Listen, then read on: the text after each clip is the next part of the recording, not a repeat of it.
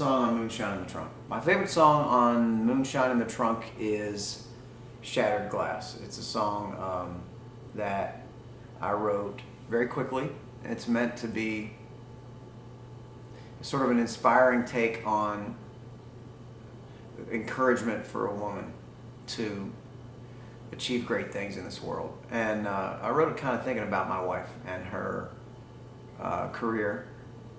You know, and as you watch modern society and you see people as they achieve great things, I think of somebody like Ellen DeGeneres, who is the embodiment of that. Somebody who, against all odds, sort of became the most well-liked, most powerful person in Hollywood. And I think that it's a song that is a man, the ultimate pat on the back, I think, a man saying, I'll sit here, you drive.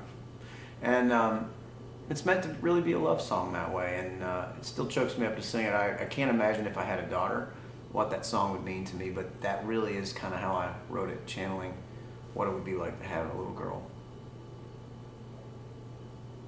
So next, Jeremy from Singapore. If being a country music artist wasn't your career, what do you think you'd be doing? Well, Jeremy, I would be a spy. I would work for the CIA, because for me, the idea of, I like spy movies. I like James Bond films and, you know, anything like that that's sort of top secret. That would be a fun, exciting career, I think. Probably, I have no real clue, honestly, probably what it would really be like. But in my mind, I would be very, very cool. I would always wear a tuxedo. I would drive fancy, like, you know, fancy exotic sports cars and travel the globe, saving the world.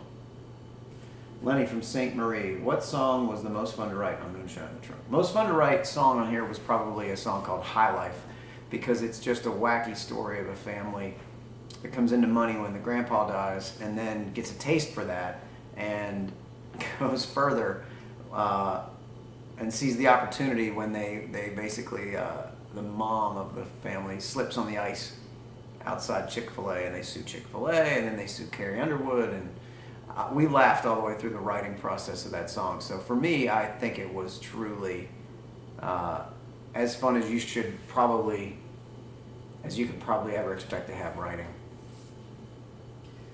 Sonny from Anderson, where do you get your best ideas from for lyrics? Well, the best ideas for lyrics in country music are things you would say.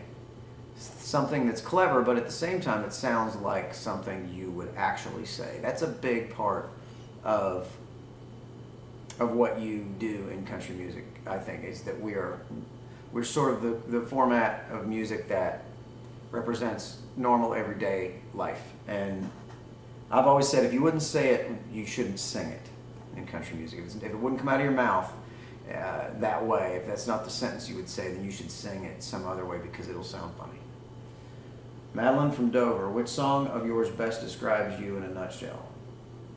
Which song describes me in a nutshell? It depends. It depends on what. I'm a very complicated person in some ways.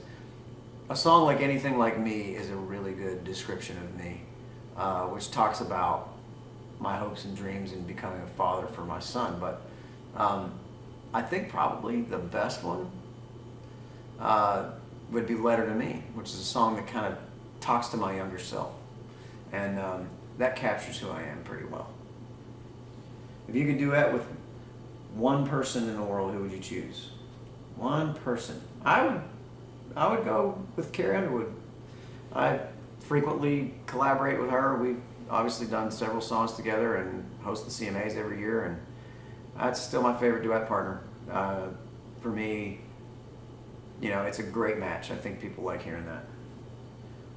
What song are you most excited about on the new album? I'm not sure. I'm excited about the album. I don't really have one in particular that I'm most excited about. I feel like they each have their place. They each sort of scratch a different itch. You got some fast ones that are rocking. You've got a few that are funny. You got a couple that are really important, I think, in terms of what they say as far as a large theme, such as American Flag on the Moon and Shattered Glass and Perfect Storm, and these songs that are heavier, and then you have gospel song in there. I can't pick just one. So just get the whole thing. Anyway, from country fairs to the large arenas, is it becoming harder for you to stay connected to your audience? Asks Mark from Corning, New York. No, Mark, I don't think so. I think that it's becoming easier to connect because the more I get to know this audience, the more I get to see them, the more I travel and see the places they live and the people that come to see me, I feel like I get a better understanding as opposed to the limited understanding I had in growing up in West Virginia of, I was in a bubble. It was the world that I lived in and I could only write about that. Whereas now, I think the more you see, the more you experience, the better you get as a writer. Why did you call your album Moonshine in the Trunk? Jordan from Hampton. Well, Jordan, it sort of refers to Prohibition back when they were running moonshine in these fast muscle cars. And I kind of think that this album feels a little bit like that. It feels like a rockin' good time at all costs. It's like things aren't going great, but hey, it's Friday night and we're gonna drive like there's moonshine in the trunk. And back in the days of Prohibition, they were told they couldn't drink alcohol and it didn't stop them. They just found creative ways around it. And now in today's society, it's sort of got its own set of obstacles and problems, and instead we're finding ways around it to have a good time, and that's what this record is. Do you have a favorite flavor of moonshine, or do you not ever drink that? Christina from Brooklyn. I would say that I think basic moonshine. I mean, there's the flavored stuff. There's the peach and there's apple pie and all that. But I think that really good basic moonshine is an American art form and something that is sort of to be appreciated as is. Let's see, Sharon from Florida. I was just wondering why you don't have any tattoos. I don't have any I've just never had the desire to get a tattoo. I don't know. Maybe that makes me a wimp, but no desire for that at this point. Cody from Orange County. My good friend is getting married in the fall, and all the groomsmen are thinking of performing Death of a Single Man at the wedding. What do you think? I think that is amazing, and I want to see a video of that, and I want you to send me that, and I will tweet it and share it with the world. That to me would be the ultimate wedding song. Donna from Chelmsford, which music video that you've done has been your favorite so far? It depends. I think probably, that's a good question. I think probably the video for Welcome to the Future, where I performed a large part of that video on the steps of the Lincoln Memorial. That felt pretty, and also sang a lot of that driving through Times Square on the top of a double-decker bus. And then some of that was filmed in Japan, and we got footage of some amazing things, like a guy with a prosthetic leg, a runner that first got his prosthetic leg and took off running, and the video that you see of him running with that leg are his first steps with it. That one's still my favorite, I think. Are you making all the recent leaked comments and videos yourself? Yes, I am. I have help, but they're all me. I mean, it's me and a couple of people that work with me. It's all me, though, in the sense that it is not a plan that's in place from a record label of any kind. It's essentially a really fun thing I've done on my own, and probably a great risk to my career, but I've been at this too long to do it the same old way again. Nava from Grantsville, Utah. What type of barbecue would you cook for everyone to eat if we had you over for a cookout? Pork. Pulled pork. Liam from Dublin. Who would be in your fantasy backing band? Oh, man. John Bonham. Paul McCartney. Eric Clapton. Nathan East. Nancy from Lockport. How have you stayed so grounded in such a non-grounded industry? Who says I'm grounded? I don't know. I don't know if I'm grounded, but I think I am. If I am, it's because I don't I don't buy into to certain things. I just don't buy into the hype, and I really have a good group of friends around me that keep me normal. Alexander from France. If you had to write a joke song about Billy Currington, what would it be called? Put your shirt back on, Billy. Mike from Boston. What song that you've done best describes your childhood life? Childhood life. Riverbank. I grew up on the Ohio River, and that's how I spent my time. Tara from Kerrville. What does it mean to you to know that your fans have gone so far as to have your lyrics tattooed on them? It makes me wish that I'd taken more time on the lyrics to make sure they were right. Krista from Orangevale. How do you balance writing and singing songs that speak to traditional country music fans as well as the newer, younger fans? I don't know. I just do what I do, and hopefully they both like them. Eric from Vancouver. How would you describe your lead guitar style to someone who wants to learn more styles of guitar playing? Boy, I don't know.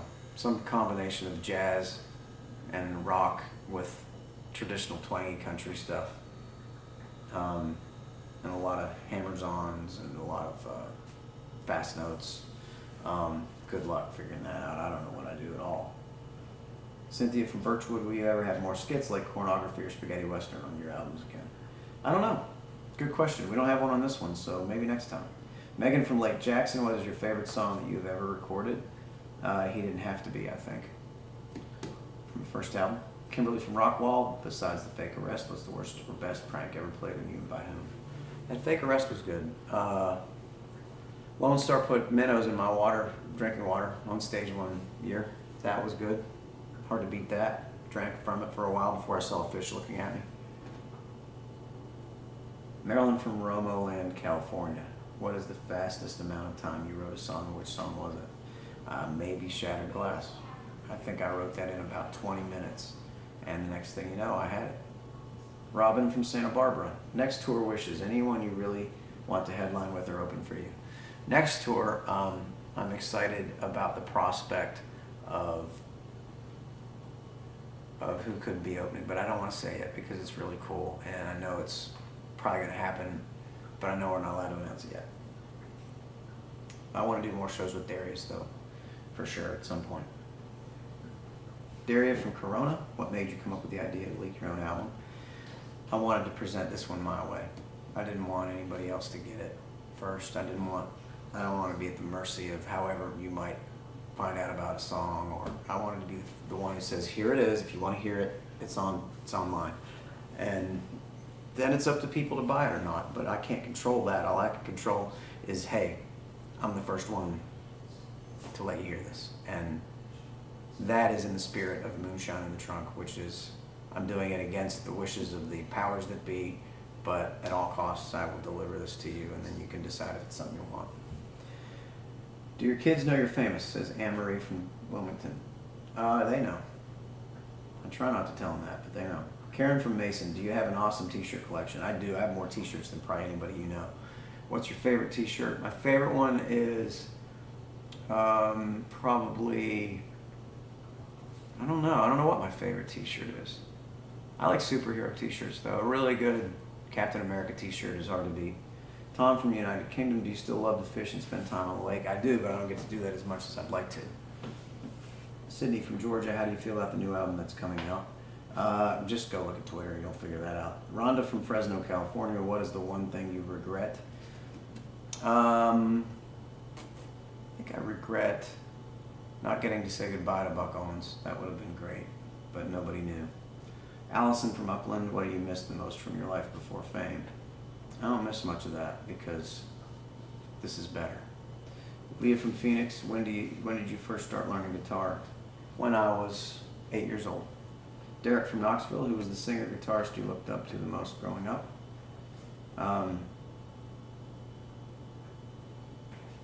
Probably Steve Warner.